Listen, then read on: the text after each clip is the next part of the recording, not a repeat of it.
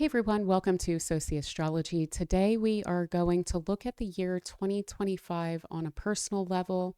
We're going to look at this from the context of your rising or sun signs to see how this year is going to play out for you personally. So we're going to go through the major transits for the year to decipher the most important factors for you. So we're going to look at Pluto in Aquarius, which has just permanently moved in November, and look at how that's going to play into the fact that Neptune, Uranus, and Saturn are all changing signs this year. So they're going to be in different houses in your chart than they have been for ages. And then we also will look at Jupiter and its ingress into Cancer to look at where that benefit and luck, goodwill is coming through for you next year. And we will also look at this big epic Mars retrograde process that we have just started going through and will be playing out for the whole first half of the year. And then we will look at the nodal axis and its sign change into Pisces and Virgo to see how the eclipses are likely to play out for you, with eclipses in Pisces, Virgo, and Aries within the context of your own personal chart. So this should play out. This should work perfectly for your rising sign. It could probably also hold for your sun sign as well, but also for a detailed description of what to expect in the coming year, do feel free to book a personal reading. What I do is I look at your natal chart, I go deeply into all of that, but then I use a lot of different timing techniques to see which eclipses are most likely to play out in a very poignant way for people. Whether or not their zodiacal releasing indicates that certain alignments are likely to play out and manifest in a specific way or not, and all of the transits to your own personal planets and so forth. So to really dig into this, I definitely recommend a personal reading, but this should hold really perfectly for your rising sign, and it will probably also apply for your sun sign as well. Additionally, for a mundane astrology general overview of the coming year, politically, historically, socially, I just published last week a really epically long video about that. So if you have the time and you are interested in how this year is also likely to play out on the world stage, I recommend checking that out too. And other than that, if you are new here, do please consider subscribing for future videos. I do topics like this, so the mundane astrology on the one hand, and then I tend to look at the exact same alignment or time frames from a personal standpoint and take it through all of the signs. So if that's something that is of interest to you, then do please feel free to subscribe. I would love to have you here for future videos. And if you don't mind hitting the thumbs up button, I would greatly appreciate that. It helps the video to spread around. It helps the channel to grow. So I am deeply, deeply grateful for all of that. And without any further ado, let's get into your reading. For Virgo, we have Pluto is in your sixth house.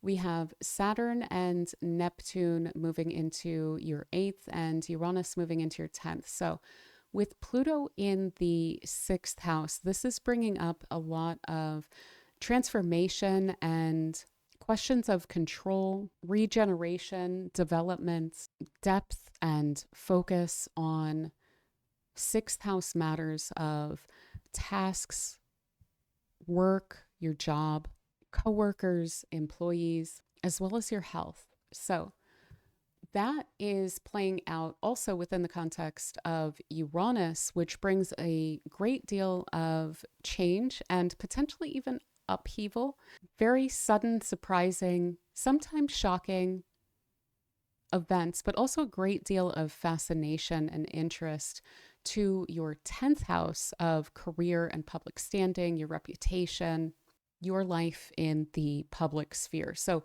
these are playing into each other pretty strongly with regard to your work, your working life, and the effort that you need to put toward that. So that is changing and transforming quite significantly in this period of time. And I do need to point out, Pluto is going to be here in your sixth house for about 20 years, and Uranus will be in your 10th house for about 7 years. Now, we will get about 6 months, like the last few months of 25 and the first few months of 26, where Saturn, Neptune, and Uranus all retrograde back into the signs that they've been in for years, but then they're moving back in permanently to these places. So next year is a major preview of some huge changes that we have coming up. And for you, so much of that is around work, your public standing, your reputation, and things like this. Additionally, with Pluto in the sixth house, this gives you a really strong ability to focus and to research things. And with Uranus in the 10th, again, that interest, that spark, that fascination with the matters that you're working on. So this can have you doing really, really excellent in-depth work and be really interested in it simultaneously. Now, what's also fascinating is we have a couple strange bedfellows, so to say, in Saturn and Neptune that are moving into your eighth house. So Saturn is generally very reserved in its energy. It encourages effort and integrity, hard work, a long-term focus, practicality, no nonsense kind of archetype with Saturn here that we're dealing with. With Neptune, what we're dealing with is something that's a lot more idealistic. It tends to romanticize things. It can become confused, even diluted a little bit, and it can be open to deception. But it also has to do with the biggest of concerns. So, I mean the most global. So, what's interesting about these two is that each in their own way, they kind of represent the world. Neptune from a more conceptual or abstract philosophical perspective, and Saturn from a very physical, mundane, material perspective. And they also overlap in that they both represent a sense of personal sacrifice for something greater or for a longer term vision for oneself. Like there's a big dream, there's a big goal, and delaying gratification around that in order to achieve it later more thoroughly. Additionally, the two of them together are very wise and knowledgeable based on their experience, based on the fact that they both represent in and of themselves very long periods of time and the ability to perceive of that in a way that goes far beyond the superficial day-to-day concerns. Now, the eighth house is very interesting because this plays out in a couple different ways. This is the house of other people's resources. It's also the house of intimacy and power dynamics, psychological attachments, dependencies, if I haven't already mentioned that. It's also, though, because of the fact that it is what supports other people and your relationships, as well as other people's resources specifically, it also does represent to a pretty strong degree business, especially if one runs a business.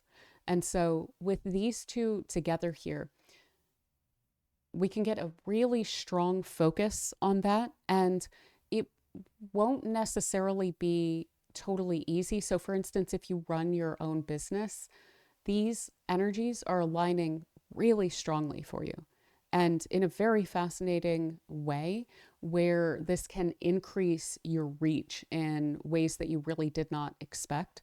Again, it might not be as immediate as you would personally like, though there may be some surprises along those lines as well. But ultimately, this just focuses on what is my long-term goal here? How do I manage this? How do I manage my investments, my debts, my energy, taxes, things like this, clientele? How do I make sure that this is all stable and trying to establish that foundation there further? So these four together can absolutely have you making major strides if you're in business for yourself.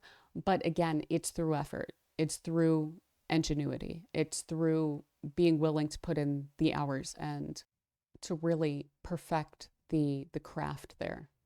Now, on another kind of personal level, with Saturn and Neptune in the eighth house, where this plays into personal relationships, there could be issues around commitment one way or the other. And this could play out in terms of contractual commitments. So there could be I would be careful with this about making sure that you are fully aware of what you're agreeing to anytime you sign a contract. Make sure that there's nothing that is slipping your attention, slipping by your attention with Neptune here, because Neptune can definitely overlook details. So try not to rush through any sort of contractual issues. But this can also present as illusions within the context of your relationship. So someone presenting as something that they are not. So again, I would take your time. Time is really going to play into making sure that what's going on here isn't wonky. Just take your time with commitments and make sure that someone truly is who they say they are. And try not to wear rose-colored glasses when it comes to other people. This also indicates a great deal of effort on your part when it comes to those relationships. So try also to make sure that that is being met halfway as well.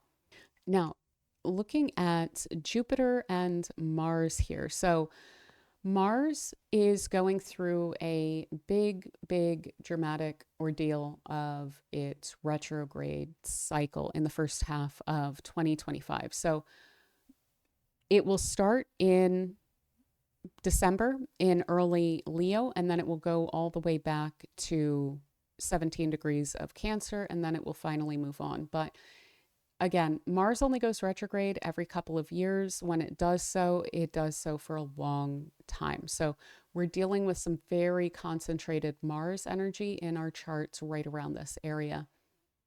So for the first approximately half of the year, what you're dealing with Mars in Cancer, especially when it's going retrograde, is that there can be conflicts or challenges, little irritants, people being argumentative, little problems that arise when it comes to 11th house topics of colleagues, friends, organizations that you're involved with, networking, and also your hopes and goals. So try not to let this Mars in your 11th dampen your spirit when it comes to that, because it looks to me like there's a major opportunity for you to build something very significant for yourself in the coming years. So try not to let that Mars transit get in the way or really delay that. Now, what's really nice is that this Mars will move back into Leo around May. And then in the very beginning of June, then we have Jupiter coming through this area that Mars has just made a mess in, and it's cleaning that mess up. So this is super helpful. This is a wonderful place to have Jupiter transiting the house of hopes and dreams and people who can support you. Jupiter encourages hopes and dreams, and Jupiter helps people. So there's very likely to be major support with regard to career matters. And again, this lining up with a very interesting and potent alignment for business. I would really encourage networking around this period of time. And if you can get involved in groups that could potentially be helpful to you, or organizations or causes or anything like this, then I would encourage that, because yes, you are very, very likely to get a benefit out of that. Additionally, this can be where you have a hope, a dream, a goal, something that you are going after, and it just starts to kind of fall into place. Now, this can be a realization in the sense of something dawning on you, a new dream, a new hope, a new goal of yours, or it can be that it's coming through at this time, or both. It can present a series of really, really wonderful opportunities along these lines. Additionally, you are very likely to be socializing with friends, acquaintances, colleagues a lot more around this period of time, and also enjoying it a whole lot more as well. And people are just very likely to be really kind and helpful and supportive of you, especially if you are trying to develop your career or business around this time as well. Now, then after Mars vacates this area, it will be in Leo for longer than normal. It'll also be covering part of its retrograde shadow after that. And so, what we're likely to deal with then in the late spring is issues that arise within the context of 12th house matters of the subconscious and the psyche. So unconscious patterning, conditioning, things like this, emotional and psychological material that needs to be worked through, possibly related to dependencies or questions along those lines that you're then working through both in the 12th and the 8th houses there. Additionally, this can bring up matters of spirituality to be worked through. This could be a little bit of a crisis of faith that you wind up having. I wouldn't take it too terribly seriously. And this can also have you feeling pretty uncomfortable in isolation. So, feeling actively lonely, like wishing that there were people around, and yet feeling like there's not. So, again, I would try not to take that too terribly seriously around this time. That is going to be resolved pretty well by Jupiter moving into the 11th anyway. Additionally, this can bring in issues of intuition. So there could be subconscious fears where you interpret that as intuitive and you avoid a matter out of fear, but that it's not necessary. So that's, again, something to keep in mind.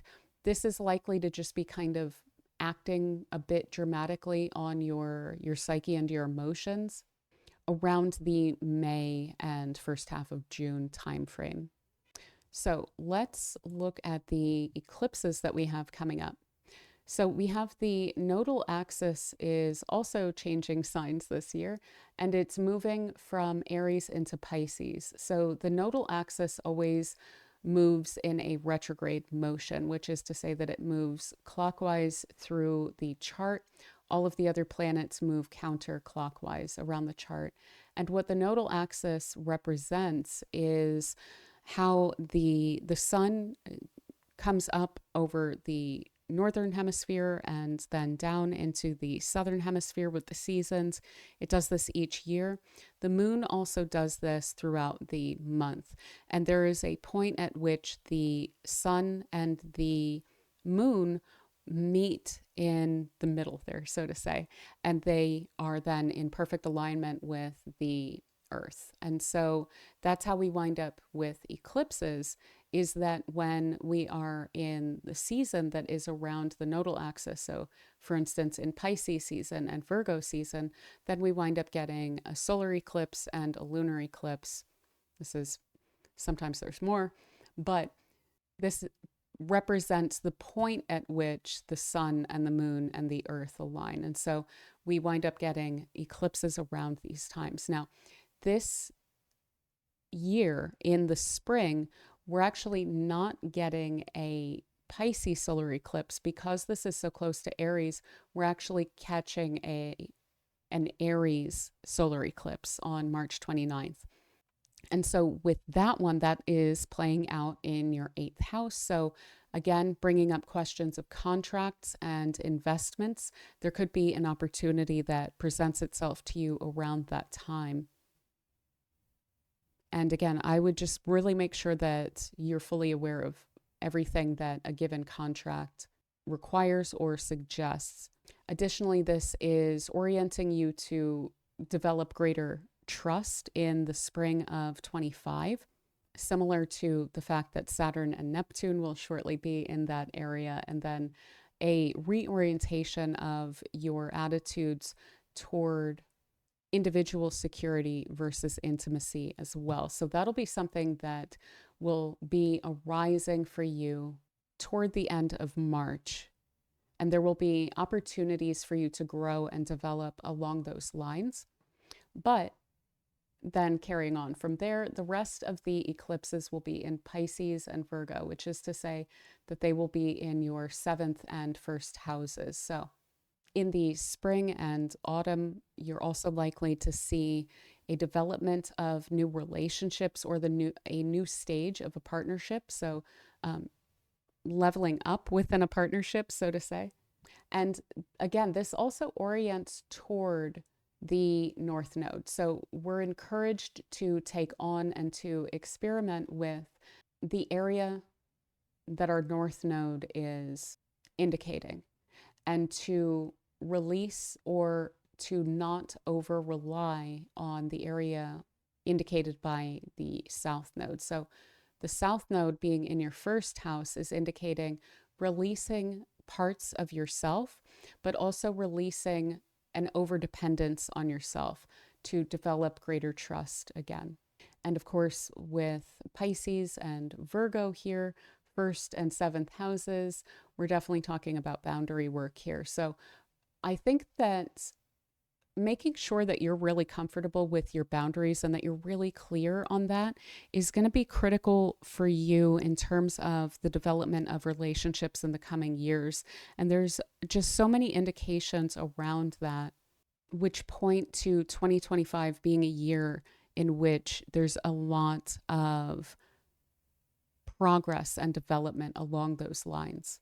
So yeah, working on those boundaries and then being able to trust, because it's not that you need to necessarily trust another person, but rather the fact that you're able to trust yourself and your perception of a situation. You're able to trust your boundaries and the fact that you're very clear on what works for you and what doesn't.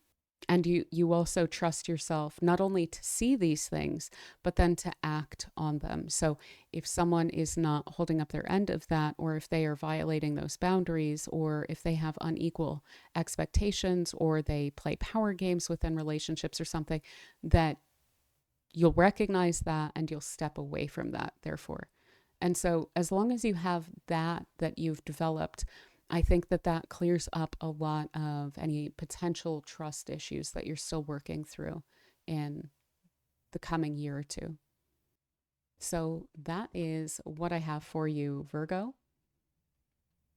So with all of that said, I hope you have an absolutely beautiful year. And again, if you want to go into this in more detail, do feel free to book a personal reading. I would love to look into how all of these transits are playing out in your own individual chart. And again, if you don't mind hitting the thumbs up button, greatly, greatly, greatly appreciate that. And feel free to subscribe for future videos. I would love to have you here. And yeah, other than all of that, I again hope you have an absolutely beautiful year. And I will talk to you all soon. Be good. Bye.